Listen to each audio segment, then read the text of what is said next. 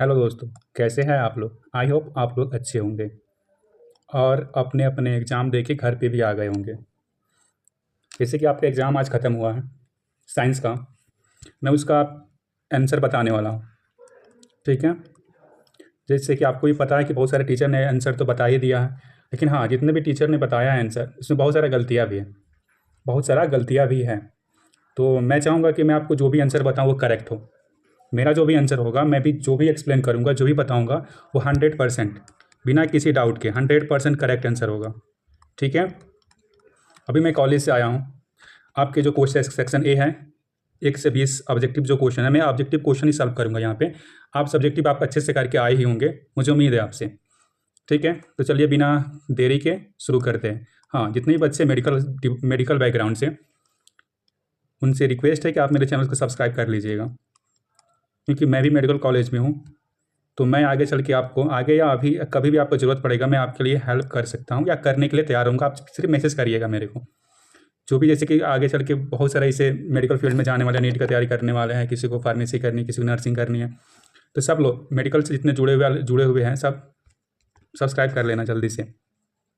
Question number 1 में क्या कह रहा है कि the main observation while performing the experiment of burning magnesiums रिवर इन एयर। करें कि मैग्नीशियम्स का जो रिबन है, उसको हम जला रहे हैं किस में, एयर के प्रेजेंस में। ठीक है, तो जब एयर के प्रेजेंस में जब हम जलाते हैं ना, तो क्या होता है कि मैग्नीशियम्स रिबर्स बर्न्स विथ डेजिंग वाइट फ्लेम। तो हमारा ऑप्शन क्या है, ए सही है। फिर बी देख लेते हैं। सेकेंड में क्या है कि अ वाइट पाउडर इज फॉर्म। हाँ, वाइट जब जल जाता है ना, उसके बाद एक वाइट पाउडर जो होता है फॉर्म होता है। तो हमारा ऑप्शन ए भी सही है, बी भी सही है, यानी कि आपका आंसर क्या हो जाएगा, सी। यानी कि ऑप्शन ए का आंसर सी होगा। तो आप देख लेंगे, आपको आपका अलग अलग सबका सेट होगा, लेकिन ये जो सेट है, सेट ए है। ठीक है, सेट 1 है, तो आपका सेट अलग अलग होगा, लेकिन क्वेश्चन सबका सिमिलर ही होगा। ठीक है, तो आपका 1 का क्या हो जाएगा, C. Question number two question number 2 में क्या कह रहा है कि अ मेटल एम, क्या एक मेटल एम है, displace iron from aqueous solution of ferrous sulphate but fails to do so in case of aqueous solutions in aluminium sulphate. The metal M is. तो इसका रिएक्शन आप जानते ही होंगे, क्या होता है, Zn प्लस FeSO4 को जब रिएक्ट करता है तो ये बनाता है ZnSO4। ठीक है, और प्लस क्या लिबरेट कर देता है, आयरन को। ठीक है, तो हमारा आंसर क्या हो जाएगा, जिंक। क्या हो जाएगा, ऑप्शन जिंक। तो क्या हो जाएगा आंसर हमारा, जिंक, यानी कि सेकेंड का क्या हो जाएगा, डी। क्वेश्चन नंबर 3 में कह रहा है कि the common features observed in the crystal of washing soda. कौन सा सोडा है, वाशिंग सोडा। क्या किसके फॉर्म में, क्रिस्टल के फॉर्म में। उसका कह रहा है कि copper sulphate, gypsum and ferrous sulphate in that all. ठीक है, तो जब आप देखेंगे ना, तो ये जो आपका जो होता है, ये have fix number of molecules of water of crystallisation in 1 formula unit of this salt. ठीक है, तो हमारा पास क्या हो जाएगा आंसर, सी। तो आपका 3 का क्या हो जाएगा, सी हो जाएगा। 3 का आपका आंसर क्या हो जाएगा, सी हो जाएगा। 3 के पास आ जाएगा 4 में कह रहा है कि a metal X untreated with sodium hydroxide. तो लिबरेट क्या करता है, गैस जी को। It also liberate same gas G on treatment with dilute sulphuric acid. Based on above transformation X and G represent. तो क्या होगा, एक्स एंड जी, एक्स जो है रिप्रेजेंट करेगा आपको जिंक को, और जी जो है आपको रिप्रेजेंट करेगा क्या, हाइड्रोजन को। ठीक है, तो आपका 4 का आंसर जो होगा आपका सी हो जाएगा। 4 का आंसर जो होगा आपका सी हो जाएगा। तो 4 आपका कोई भी सेट हो, तो आप उसे क्वेश्चन सेम ही रहता है, तो आप उसे मैच कर लेना कि हाँ ये आपका क्वेश्चन है और आंसर है। क्वेश्चन नंबर 5 में क्या कह रहा है कि द वैल्यू दिया हुआ है A B C and D का in the following balance chemical equation are respective. करें कि जब आप इसको आप बैलेंस करेंगे ना, इस केमिकल, आप जब इसको बैलेंस करेंगे, तो यहाँ पे आ जाएगा आपका 2, यहाँ पे भी आ जाएगा 2, यहाँ पे आएगा 4 और यहाँ पे आ जाएगा 1। तो हमारा ऑप्शन क्या हो जाएगा, डी। तो 5 का क्या हो जाएगा, डी आ जाएगा। 5 का क्या आ जाएगा, डी आ जाएगा। क्वेश्चन नंबर 6 कह रहा है कि during electrolytic refining of copper the anode, the cathode and the electrolyte use respectively are. तो आपका एनोड जो होता है, आपका ये एनोड जो होता है इम्प्योर कॉपर को यूज करता है। क्या यूज करता है आपका एनोड जो होता है, क्या यूज करता है, इम्प्योर कॉपर को। फिर उसका आता है कैथोड। कैथोड जो होता है आपका प्योर कॉपर को क्या करता है, यूज करता है। ठीक है, उसके बाद आपका आ जाएगा आपका एसिडिफाइड कॉपर सल्फेट सोल्यूशन। तो हमारा क्या आ जाएगा आपके पास, 6 का आंसर जो होगा ए हो जाएगा। 6 का आंसर जो होगा ए होगा। सारे के सारे जितने मैं आंसर बता रहा हूँ, सारे के सारे 100% करेक्ट आंसर हैं। तो बिना डाउट के आप मैच कर लीजिएगा। क्वेश्चन नंबर 7 की बात करें तो इसमें कह रहा है कि if we make a carbon skeleton, कह रहा है कि कार्बन का अगर श्रृंखला आप बनाएंगे तो आपको 4 कार्बन दिया गया, 4 कार्बन एटम, तो क्या बन रहा है, 2 different possible skeleton will be form. ठीक है, तो ये आपका क्वेश्चन जो है ये आपका है आइसोमेरिज्म से, आइसोमेरिज्म चैप्टर से। तो आइसोमेरिज्म में क्या कहता है कि मोलिकुलर फार्मूला सेम होता है, यानी कि सिमिलर होता है, लेकिन स्ट्रक्चरल फार्मूला डिफरेंट होना चाहिए। तो आप इसका अगर बात करेंगे तो स्ट्रक्चर सेम ही है, ये भी स्ट्रक्चर सेम है, ये भी सेम है। इसमें भी देखेंगे ये भी स्ट्रक्चर सेम है, ये भी स्ट्रक्चर सेम ही है, कोई डिफरेंस नहीं है, ये भी सेम है और ये भी जो है आपका सेम ही है। तो आपका डिफरेंस किस में मिल रहा है, तो ये आपका 4 का इसमें जो पैरेंट चेन है 4 का है, इसमें आपका पैरेंट चेन जो होगा 3 का हो जाएगा। ठीक है, और ये आपका साइड चेन हो जाएगा। तो हमारा ऑप्शन क्या हो जाएगा, 7 का भी हो जाएगा। आ जाता है 8 में, क्वेश्चन नंबर 8 में।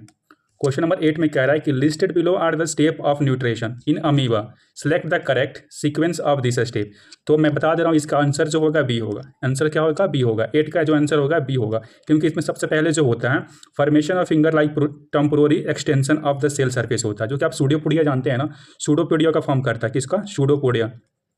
तो पोडिया अमीबा जो होता है इसका स्ट्रक्चर जो होता है इरेगुलर होता है, और मान लेते हैं अमीबा है तो क्या करेगा ना, ये अपना एक सूडोपोडिया जनरेट, ये सूडोपोडिया बनाएगा, यानी कि क्या, सूडोपोडिया, उसके बाद इनकल्फ कर लेगा न्यूट्रिशन को। ठीक है, तो हमारा ऑप्शन क्या हो जाएगा, बी। तो 8 का क्या होगा, बी। उसके बाद 9 में आ जाता है, ये 9 का जो आंसर है इसमें कुछ टिप, इसमें ये जो है कुछ ट्रिकी दिया, क्या दिया, ट्रिक बता, इसमें ट्रिकी क्वेश्चन है। इसमें कह रहा है which among the following is not a neural action. ठीक है, control by the part of human brain level x. तो पहले एक्स को हमको पहचानी होगी, ये जो एक्स जो दिया है, क्या दिया है, तो एक्स जो आपका दिया है, ये दिया आपका क्या दिया आपका, ये आपका एक्स जो दिया है ये मेडुला ऑब्लंगेटा दिया, क्या, मेडुला ऑब्लंगेटा दिया, क्या है आपका, ये मेडुला ऑब्लंगेटा है। तो मेडुला ऑब्लंगेटा जो होता है ये कंट्रोल करता है इनवॉलेंट्री एक्शन को, किसको, इनवॉलेंट्री एक्शन को। तो जैसे कि स्लाइवेशन, वोमिटिंग और ब्लड प्रेशर।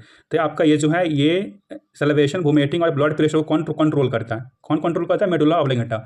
और ये हंगर की जो बात आती है, ये हंगर की, तो हंगर जो होता है हाइपोथैलेमस को के थ्रू कंट्रोल होता है, हाइपो THALMUS, हाइपोथैलेमस जो होता है इसको कंट्रोल करता है। ठीक है, हमारा ऑप्शन क्या हो जाएगा, 9 का B. Question number 10, question number 10 में कह रहा है the modes of reproduction in spirogyra and planaria respectively are. तो स्पाइरोगाइरा में आप कितना बार पढ़े होंगे और प्लेनेरिया में भी कितने बार पढ़े होंगे।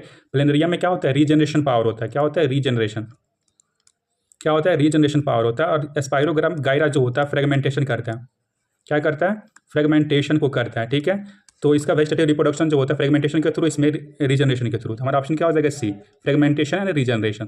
तो 10 का ऑप्शन क्या हो जाएगा, सी। 11 में कह रहा है the plants hormone promoting rapid cell division. तो रैपिड सेल डिवीजन जो होता है ये कराता है cytokinin in seeds and wilting of leaves. तो विल्टिंग ऑफ लीव्स जो होता है ये कराता है आपका एबेसिस एसिड, ABA यानी कि बेसिस एसिड। हमारा ऑप्शन क्या हो जाएगा, बी हो जाएगा। तो 11 का ऑप्शन जो होगा बी होगा, 11 का ऑप्शन जो होगा बी होगा। क्वेश्चन नंबर 12 में कह रहा है कि ये इन एरोबिक रेस्पिरेशन यानी कि in the presence of oxygen the step are, इसमें कौन सा स्टेप चल रहा है, break down of glucose to pyruvate, यानी कि ग्लूकोज की ब्रेक डाउन हो रही है किसमें, पायरुवेट में, and its further conversion to carbon dioxide, both process respectively occur in. तो ये आपका जो पहले वाला जो प्रोसेस है ग्लूकोज से पायरुवेट बनता है, ये बनता है आपको होता है साइटोप्लाज्म में, किसमें होता है, साइटोप्लाज्म में होता है। तो पहले आ गया साइटोप्लाज्म, और ये जो आपको कन्वर्जन जो होता है कार्बन डाइऑक्साइड में होता है माइटोकॉन्ड्रिया में। तो आपका क्या हो जाएगा, 12 का डी, 12 का क्या हो जाएगा, ऑप्शन डी। तो 12 का ऑप्शन क्या हो जाएगा, डी। क्वेश्चन नंबर 13 में कह रहा है कि in order to obtain large image of the teeth of patient the dentist holds the concave mirror in such a manner that the teeth are position. ठीक है, तो इसका अगर बात करें तो at the focus of the mirror, अगर focus पे बनेगा तो बहुत इन्फिनिटी पे इमेज बनेगा भाई। फोकस पे अगर हम कोई अगर दांत को रख देंगे तो इन्फिनिटी पे बनेगा, बहुत बड़ा हो जाएगा। तो ये तो ऑप्शन गलत ही है पूरे।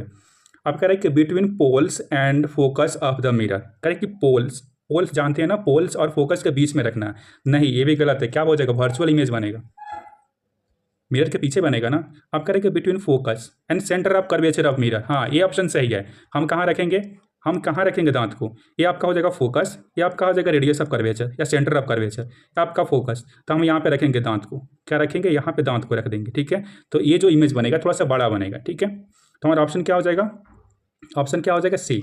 तो 13 का क्या हो जाएगा, सी। ऑप्शन क्या होगा, 13 का ऑप्शन क्या हो जाएगा, सी। तो याद रखना 13 का सी सही आंसर है।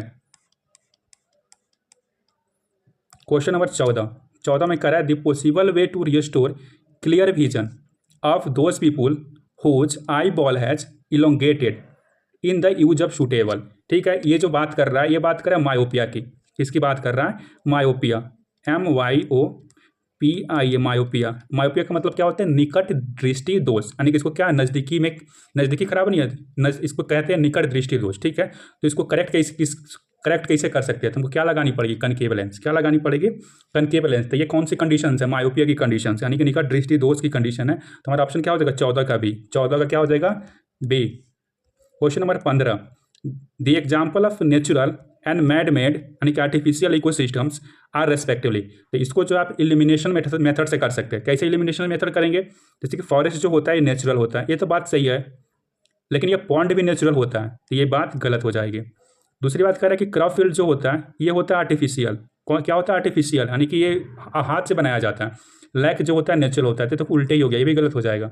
लैक जो होता है नेचुरल होता है, और गार्डन जो होता है ये मैन मेड होता है। तो हमारा ऑप्शन क्या हो जाएगा? सी हो जाएगा। क्या हो जाएगा? ऑप्शन सी हो जाएगा। तो 15 का क्या हो जाएगा? सी। क्वेश्चन नंबर 16 में क्या करें कि human activity that are affected the environment, करें कि वो ह्यूमन की जो एक्टिविटी है अफेक्ट करती है किसको? इन्वायरमेंट को। तो minimise the use of chlorofluorocarbon, करें कि अगर CFC क्लोरोफ्लोरोकार्बन को अगर कम कर देंगे तो अच्छी बात है। अगर कितना कम यूज करेंगे ये तो अच्छी बात है कि ओजोन का लेयर का जो डिप्लेशन कम हो जाएगा। Excessive use of disposable cup and plates, ये गलत बात है। आंसर क्या हो जाएगा? बी हो जाएगा। 16 का आंसर क्या होगा? बी होगा। 16 का आंसर क्या होगा? बी हो जाएगा। आगे ऑप्शन पढ़ने की जरूरत ही नहीं है। हाँ, ये चीज़ और देख लो। क्वेश्चन नंबर 17 से 20 तक जो है, ठीक है, इसमें 2 स्टेटमेंट दिया गया, एक असर्शन और दूसरा क्या है? रीजन। ठीक है, अब कह रहा है कि असर्शन में क्या होता है? ऑप्शन ए तब होगा जब असर्शन भी सही है, रीजन भी सही है, और रीजन जो है करेक्ट एक्सप्लेनेशन है असर्शन का।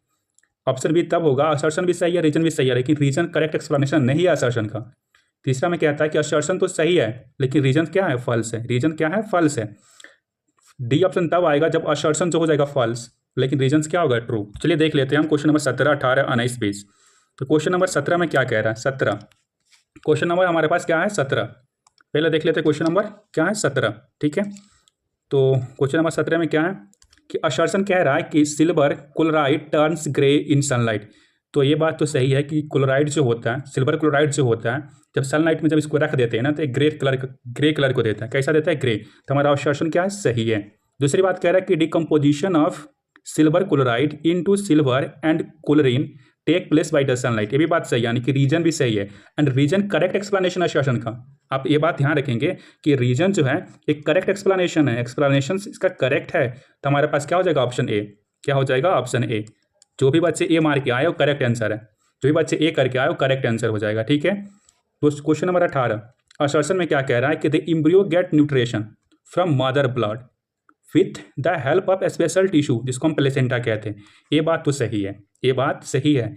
Placenta is disc shape which is embedded in the uterine wall, ये भी बात सही है कि प्लेसेंटा डिस्क शेप का होता है और यूट्राइन वाल में इम्बेंडेड होता है। ठीक है, लेकिन ये भी असर्शन भी सही है, रीजन भी सही है, लेकिन ये रीजन जो है इसका करेक्ट एक्सप्लेनेशन नहीं है। रीजन जो है करेक्ट एक्सप्लेनेशन जो है इसका करेक्ट नहीं है। ठीक है, तो हमारा ऑप्शन क्या हो जाएगा? इसका बी हो जाएगा। तो आपका 18 का ऑप्शन क्या हो जाएगा? बी। तो आप मिला लीजिएगा, 18 का क्या हो जाएगा? Option B. मैं लिख भी दे रहा हूँ यहाँ पे, क्या हो जाएगा? 18 का, इसका क्या हो जाएगा? ए, इसका हो जाएगा ए। 17 का ए, 18 का बी। ठीक है, क्वेश्चन नंबर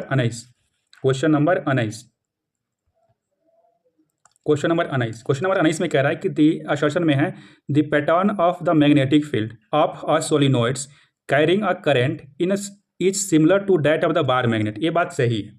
19 वाले जो है असर्शन क्या है? सही है। दूसरा में कह रहा है रीजन में the pattern of the magnetic field around the current carrying conductor is independent of the shape of the conductor, एक बात तो गलत है भाई, इंडिपेंडेंट कैसे हो जाएगा? इंडिपेंडेंट नहीं होगा। तो हमारा असर्शन जो है सही है, रीजन जो है गलत है। तो क्या देखे थे हम? इसका ऑप्शन क्या हो जाएगा? सी हो जाएगा। क्या हो जाएगा? सी। तो 19 का ऑप्शन जो हो जाएगा क्या हो जाएगा? सी हो जाएगा। ठीक है, क्वेश्चन नंबर 20 की बात करें तो इसमें असर्शन क्या कह रहा है कि all organisms can make organic compounds like sugar starch from किससे? From inorganic substance using radiant energy of the sun, ये बात तो सही है, लेकिन ये बात सिर्फ प्लांट के लिए सही है। यहाँ पे क्या लिखा है? ऑल ऑर्गेनिजम्स लिखा है। ऑल ऑर्गेनिजम्स जब लिखेगा ना तो ये बात क्या हो जाएगा, गलत हो जाएगा, क्योंकि ऑल ऑर्गेनिजम्स में हम भी आते हैं, सिर्फ एक ऑटोट्रॉप्स ही नहीं आते, हेटेरोट्रॉप्स भी आते हैं। तो क्या हम अपना भोजन खुद बना लेते हैं क्या? हम अपना भोजन नहीं ना बनाते हैं सोलर रेडिएशन को लेके। तो ये ऑप्शन क्या हो जाएगा, गलत हो जाएगा। असर्शन क्या हो जाएगा, गलत हो जाएगा। तो जैसे असर्शन गलत हुआ सीधे आंसर मार के आना है क्या, डी। जैसे असर्शन गलत, क्या मार के आना था आपको, डी। तो जो लोग डी के मार के आए होंगे, डी मार के आए होंगे, उनका जो होगा आंसर सही होगा। रीजन भी देख लेते हैं। The organisms which can produce food by photosynthesis is called producer. हाँ, ये बात तो सही है। इसका मतलब क्या, इसमें असर्शन जो है गलत है, रीजन जो है सही है। तो हमारा ऑप्शन क्या हो जाएगा, डी। क्या हो जाएगा, ऑप्शन डी हो जाएगा। तो ये रहा आपका 20 क्वेश्चन। मैंने आपका 20 क्वेश्चन करा दिया, और ये 20 क्वेश्चन जो है आपका सारे के सारे सही है, बिना किसी डाउट के। ठीक है, तो आप अगर मेरे पे ट्रस्ट करते हैं, भरोसा करते हैं, अगर चाहते हैं कि नहीं मैं आपको हेल्प करूँ आगे चल के, तो आप मेरे चैनल को सब्सक्राइब कर लेना। ठीक है, और जो भी दिक्कत हो, अगर कोई ऑप्शन आपको समझ में नहीं आया, कोई मतलब कि अगर कोई क्वेश्चन आपको समझ में नहीं आया हो, फिजिक्स का हो, केमिस्ट्री का हो या बायोलॉजी का हो, तो कमेंट में मैसेज कर देना कि सर ये वाला क्वेश्चन जो था गलत है या कुछ मुझे इसमें डाउट है, मैं उसको फिर से आपको उसमें एक्सप्लेन कर दूंगा। ठीक है, तो थैंक यू।